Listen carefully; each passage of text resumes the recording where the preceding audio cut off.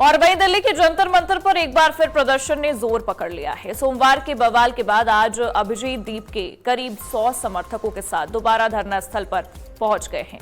अब आपको बता दें, प्रदर्शनकारियों की वापसी के बाद पूरे इलाके में सुरक्षा व्यवस्था और कड़ी कर दी गई है।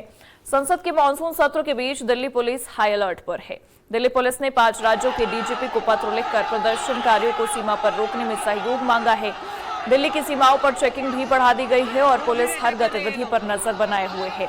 ये तस्वीरें देखिए निकलकर सामने आ रही हैं, जहां एक बार फिर सीजेपी के तमाम समर्थक प्रदर्शन के लिए पहुंच चुके हैं और आज फिर संसद तक आने की बात कहते भी नजर आ रहे हैं। करीब 100 समर्थकों के साथ अभिजीत दीप के भी सुबह ही धरना स्थल पर पहुंच चुके थे और ये तस्वीरें आपको दिखा रहे हैं दिल्ली से, जहां पर तमाम सीजेपी के जो समर्थक हैं एक बार फिर अड़े हुए हैं अपनी बातों को लेकर। बीते कल इन्होंने जिस तरीके से प्रदर्शन किया, संसद तक आने की कोशिशें लगातार इनकी जारी रही, वो तस्वीरें हमने देखी और आज फिर वही प्रदर्शन एक बार फिर जारी नजर आ रहा है। तो जंतर मंतर पर एक बार फिर प्रदर्शन ने जोर पकड़ लिया है।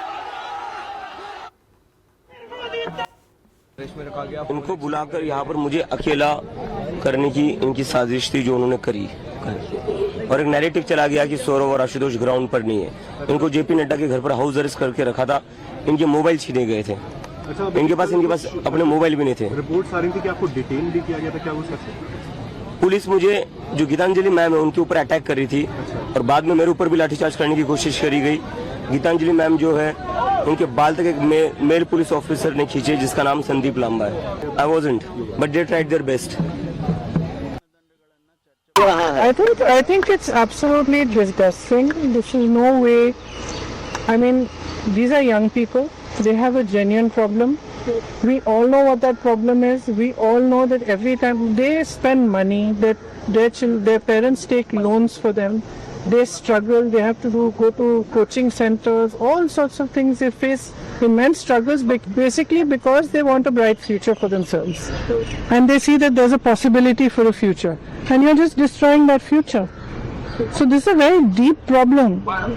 This problem has been there for many years, and we've been talking about it for many years. I remember when I was in UP, I was taking this problem up because every young person I met, you will not believe, I met a person who was 28 years old, and he was crying because he said that every time he has given the exam, and he has given the exam so many times, it's the paper leaks, something goes wrong, and he at the same time he feels that now I've invested so much in this.